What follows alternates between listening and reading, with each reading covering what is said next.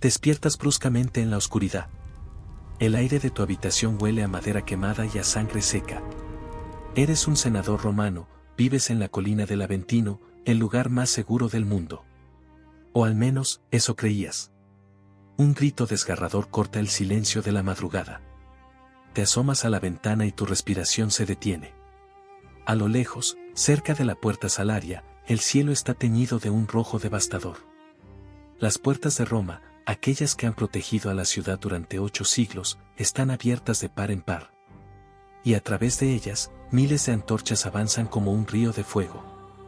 En los próximos 10 segundos, vas a presenciar algo que el mundo antiguo creía físicamente imposible. La historia oficial te enseñó que los bárbaros invadieron Roma por puro salvajismo. ¿Mentira? Hoy vas a descubrir cómo la propia Roma creó a su verdugo. Cómo un emperador cobarde se escondió en un pantano mientras su pueblo se comía a sus propios hijos en las calles. ¿Y quién fue el traidor anónimo que abrió la puerta desde adentro en la noche más oscura de la humanidad? Acompáñame a caminar entre las cenizas del evento que partió la historia en dos, el saqueo de Roma. Para entender el peso psicológico de esta noche, piénsalo por un segundo. Estamos en el año 410 después de Cristo. Hacía exactamente 800 años que un ejército extranjero no lograba poner un pie dentro de las murallas de Roma. La última vez había sido en el 390 a.C., por los galos. Desde entonces, Roma había construido un imperio que parecía desafiar las leyes de la naturaleza. Poseía acueductos que transportaban ríos enteros por el aire. El Coliseo se alzaba como una montaña artificial. El Panteón desafiaba la gravedad. Los romanos se sentían herederos de una eternidad garantizada por los dioses. Su poder era tan abrumador que los antiguos faraones de Egipto parecían caudillos locales en comparación. Roma dictaba la ley, cobraba su tributo y organizaba el caos del mundo. Era una civilización verdaderamente monumental. A los ojos de cualquier ciudadano, desde Britania hasta Siria, pensar que Roma podía desmoronarse era tan absurdo como pensar que el sol dejaría de salir. Absolutamente nadie en su sano juicio creía que el mito de la capital invencible pudiera llegar a su fin. ¿Pero qué ocurre cuando un coloso se enamora de su propio reflejo? Deja de mirar las grietas en sus cimientos. Y la corrupción que derrumbó a Roma no vino de un ejército extranjero. Vino de su propia arrogancia. Si viste nuestro episodio anterior sobre Adrianópolis, sabes que las legiones tradicionales romanas ya no existían. Para el siglo V, Roma dependía casi por completo de mercenarios germanos para luchar sus guerras. Y aquí entra en escena nuestro protagonista, Alarico. Alarico no era un salvaje vestido con pieles que odiaba a Roma. Todo lo contrario. Alarico era un general visigodo que admiraba profundamente la civilización romana. Había luchado por Roma. Había derramado la sangre de sus propios hombres para defender al imperio bajo el mando del emperador Teodosio. Cuando la guerra terminó, Alarico pidió su recompensa, un título oficial en el ejército romano y tierras fértiles para que su pueblo pudiera asentarse y cultivar. No quería destruir el imperio, quería formar parte de él. Pero el nuevo gobernante, el emperador Honorio, un joven inútil, influenciado por burócratas xenófobos en la corte, le dio la espalda. Honorio no solo le negó el título y las tierras a Alarico, sino que ordenó una purga étnica. En un ataque de paranoia, las tropas romanas asesinaron a las esposas e hijos de miles de soldados godos que servían en el ejército romano. Hago una pregunta, ¿qué harías tú si le entregas tu vida a una nación, y en respuesta, esa nación masacra a tu familia? 30.000 soldados godos, entrenados por la propia Roma, conocedores de sus tácticas, sus fortalezas y sus debilidades, desertaron inmediatamente y se unieron a Alarico. Roma no fue atacada por una fuerza alienígena. Roma fue atacada por el monstruo perfecto, un monstruo que ella misma había alimentado, entrenado y, finalmente, traicionado. El colapso se volvió inevitable. Detengámonos aquí un momento. La historia que te cuentan en la escuela siempre tiene buenos muy buenos y malos muy malos. Pero si a ti, como a mí, te fascina descubrir las verdaderas motivaciones humanas, la política sucia y la historia sin censura, únete a nuestra comunidad. Suscríbete a este canal ahora mismo. Los que entienden el pasado dominan el presente, y lo que estás a punto de escuchar sobre los asedios previos al saqueo, es algo que los académicos tradicionales rara vez te cuentan con todos sus oscuros detalles. Alarico no marchó sobre Roma una vez, sino 3 veces. Él no quería saquearla. Quería usarla como rehén para obligar a Honorio a firmar un tratado. El emperador Honorio, en un acto de cobardía suprema, no estaba en Roma. Se había atrincherado en la ciudad de Rávena, rodeada de pantanos infranqueables, a salvo de los bárbaros, mientras dejaba a los senadores y a los ciudadanos de Roma a su suerte. En el año 408, Alarico rodeó la ciudad y cortó todos los suministros que subían por el río Tíber. El sitio fue implacable. La ciudad más rica del mundo comenzó a morir de hambre en cuestión de semanas. Los registros históricos de la época describen un panorama dantesco. La ración diaria de pan se redujo a la mitad, luego a 1/3, y luego desapareció por completo.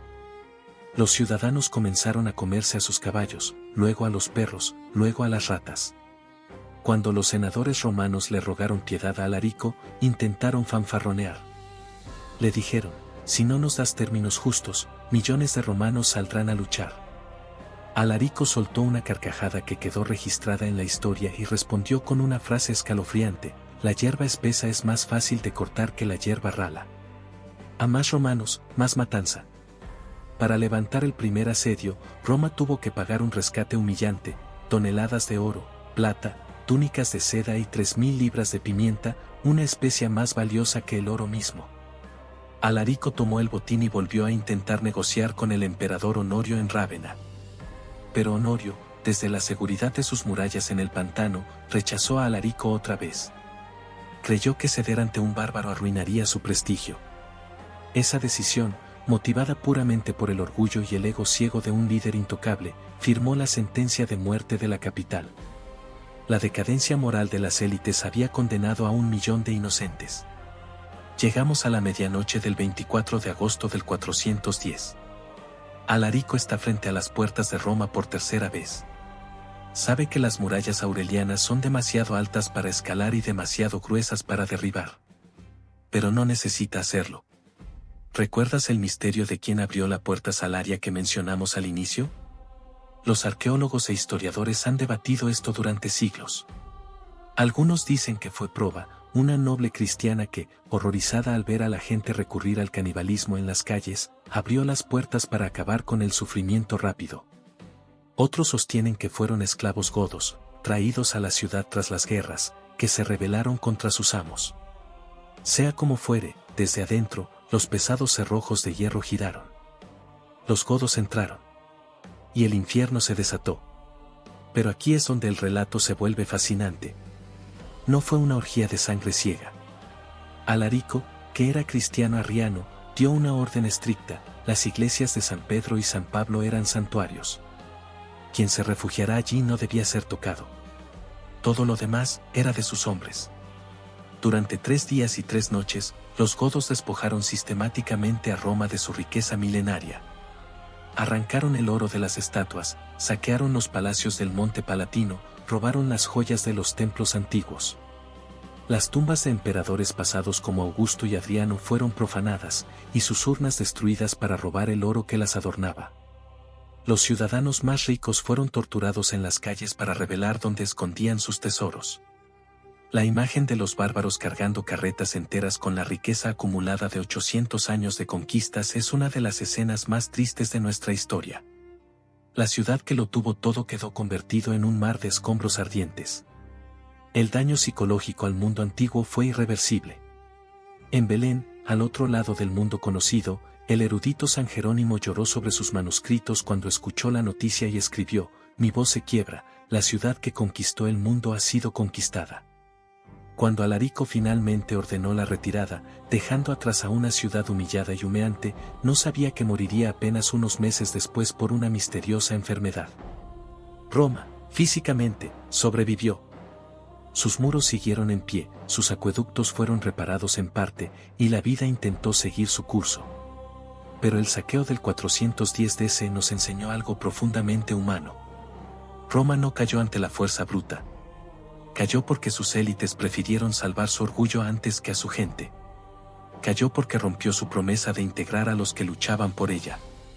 El Imperio Romano de Occidente se desangraría durante 66 años más, hasta su desaparición oficial en el 476. Pero el impacto de esa noche en agosto no fue una muerte absoluta, fue el doloroso comienzo de una metamorfosis. Las instituciones quebradas dejaron un vacío de poder que la Iglesia Católica comenzaría a llenar, adoptando las estructuras administrativas y hasta la vestimenta de los emperadores caídos. Esa es la verdadera herencia de Roma. La civilización más poderosa del mundo antiguo no desapareció completamente, se fragmentó, evolucionó y se convirtió en el mundo occidental que tú y yo habitamos hoy. Y mientras los romanos caminaban aturdidos entre las ruinas ahumadas de su ciudad, creyendo que habían visto lo peor de los bárbaros, ignoraban que muy lejos, en las estepas oscuras de Asia, una amenaza aún más grande estaba ensillando sus caballos. Un hombre llamado Atila, que no quería riquezas ni negociaciones, quería ver el mundo arder.